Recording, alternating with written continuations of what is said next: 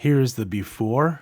We add a few lights, a band, and a full film crew. Welcome back to the vlog. I'm Peter Mokri, a Dallas-based DP, photographer, gaffer with a 1-ton grip van full of aperture lighting, and I am available for hire. It was a cold Texas morning and we had a 6 a.m. call time. So here are the details of a shoot. We had a rental space that was in Denton, Texas. A band was going to come in and perform, and we were going to capture that band performing. I was hired in as a gaffer to bring in my 1-ton grip van and some of my lighting package to do social spots in 2 of the other studio spaces. I was also asked if I could provide the lighting for the main space and set all that up, get a generator because we don't have enough power at this location. Decided to reach out to my friend Ryan and say, hey, let's split this job up between the 2 of us.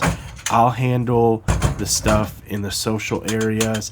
I'll provide extra support as needed once those are set up. And you handle getting the Lico lighting, getting the generator handle and crew that's necessary to get the job done. So we split it up and it ended up working perfectly because in this space, we required a generator.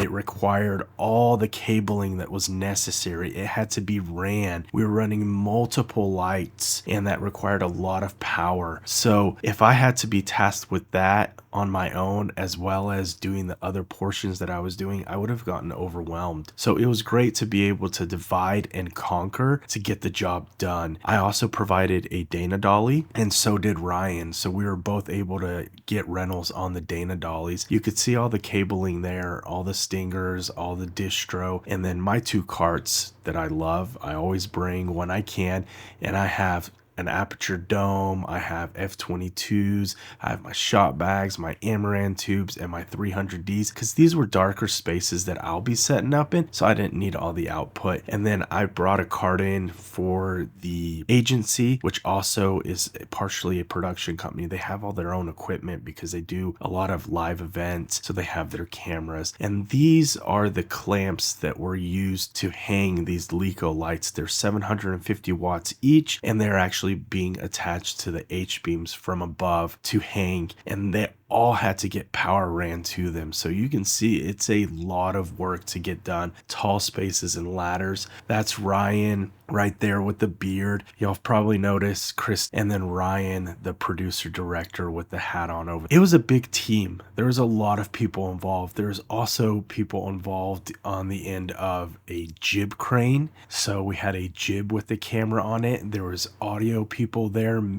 sound people that handled the concert itself. So we're setting up lighting here, and this is Ryan's world because he's kind of in charge of the main space. I was already set up in my spaces, so I came and helped out. So right now he's checking the output on the guys, the lux that's coming off of it, the color, make sure everything's looking good, and they're managing each spot on the stage. Let's call it the stage where the band will be playing, and moving each light accordingly to where the singers are going to be, the backup singers, the bassist. To adjust the output on the Licos, we had to use dimmers. With dimmers, you actually do change the color temperature depending on how much you dim the light. That's what you had to deal with tungsten bulbs and tungsten fixtures. Nowadays, LEDs, you just turn the knob and you're good to go. But we were dialing these in accordingly to each of the lights, depending on where they were. We have Chris, the DP, with his light meter, checking the lighting, making sure things match up in each spot. So we set every single light individually, and in the background you can see some uplighting back there shooting that pop of red color, and that was actually brought in by someone else. So here's the camera, the FX9 on a 17 to 120 Canon lens. This is on the jib. This is a really cool shot and a really good angle, and the flexibility of that lens is phenomenal. So concerts, you just kind of always have to have a jib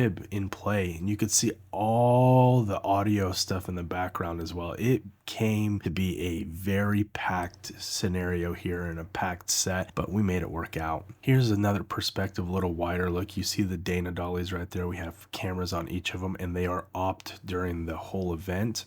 And then here's one of my custom scenarios. They needed a monitor. They didn't have a monitor and they had to borrow one from the studio, but it was mounted to the wall. So I got some Cardellinis, clamped them on, got some gobos and arms, and made it work. Everything is being set up in one day and torn down in the same day. So there was a lot of clutter and a lot of moving parts. And so you had to watch out for the band, the audio guys, the jib, the camera crew. We had lighting coming in. We had to put a fogger in there, or a smoke machine. There's Ryan right there adjusting it. So there was a lot of stuff at play, a lot of moving parts, but we made it come together and we worked as a team. Everyone was phenomenal. Everyone was very helpful and willing to work together. There was no egos involved. That's what's really great. When you get on a set this big and everyone's working together as a team to get the results, it ends up coming together so well. So you see that lighting that we installed shooting towards the band. You see the nice streaks of light. They also have lighting from behind that's kind of giving them hair light. This is one of the 2 studio spots that I had to set up for quick social spots to be recorded in. We didn't need a lot of output. It was really dark in these spaces, so a 300D would do the trick. Light dome. 2,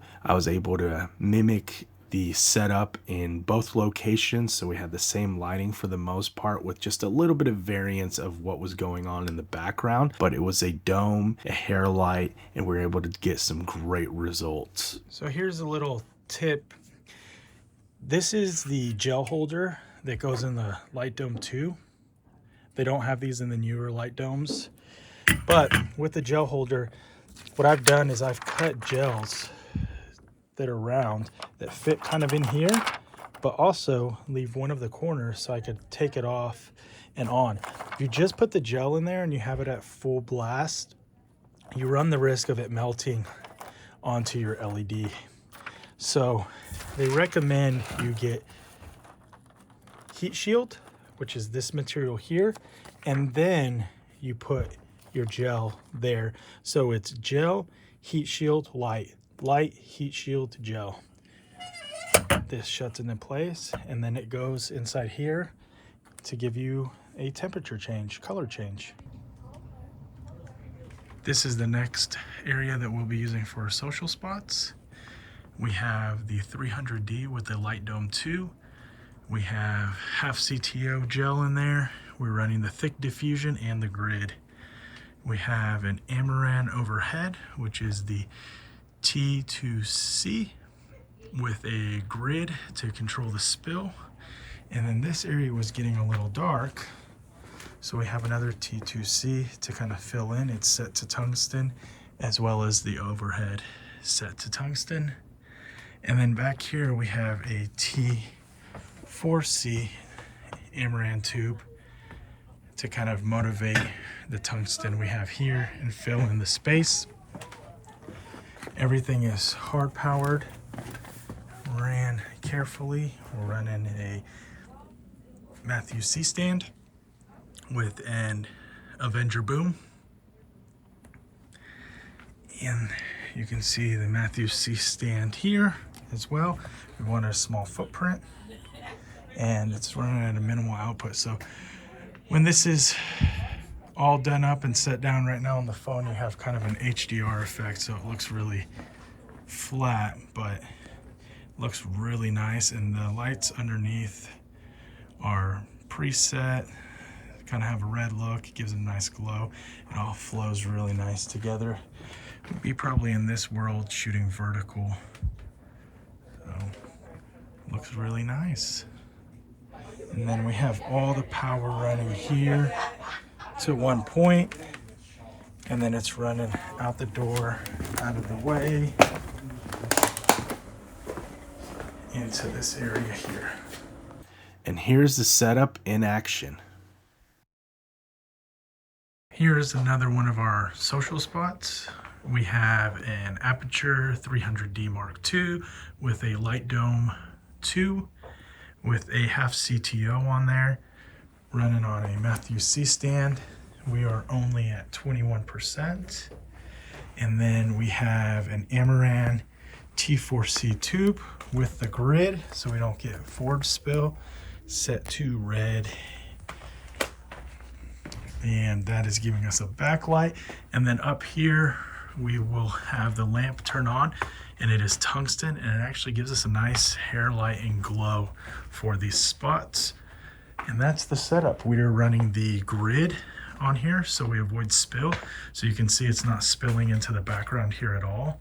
Just a little bit on the edge there, but we are doing vertical, so we will live in this world here, so you're not getting the spill. And that's what the grid does, prevents spilling too much and cuts the light. And here's this area being utilized.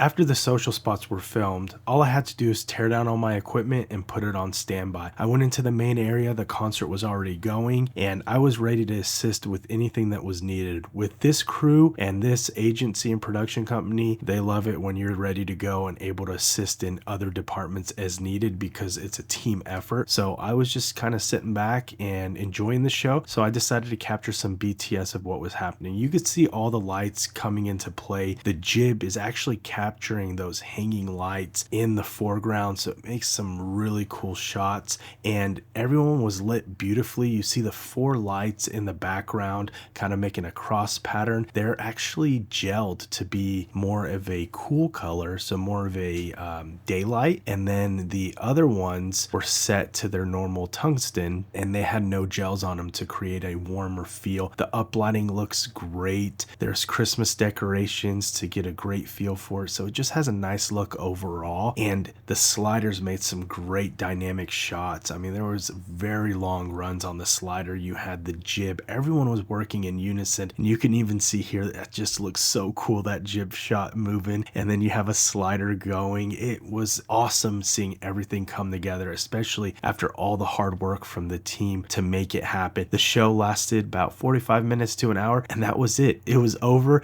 and then we had to load out. So there's a lot of moving parts, but in the end it came together so well. So you can see people are tearing down, I'm loading my carts out. It was a great day. There's Ryan hucking gear, loading up his van. I know some of you remember his van from a previous video where we kind of did a little bit of a tour on it. Getting all my equipment onto the van is pretty easy for me. There's not too much to it, so I loaded up all my equipment, and then I came back inside and helped Ryan and his guys load everything out and take care of everything. They had a lot of cables to deal with. There's the generator right there, by the way. That was a lifesaver and 100% necessary on this shoot. In before sunrise and out as the sun is setting. It was a long day, but man, it was a lot of fun, and a lot of great content was captured. So what do you guys think of shoots like this, the big ones? I know sometimes I show one-man band stuff, and then all of a sudden, boom, it's a huge shoot with a lot of moving parts and a lot of people. Do you do this type of stuff? Do you do small stuff? Do you do bigger scale stuff? What's your role on set? Comment down below and let's chat it up. Thank you for watching,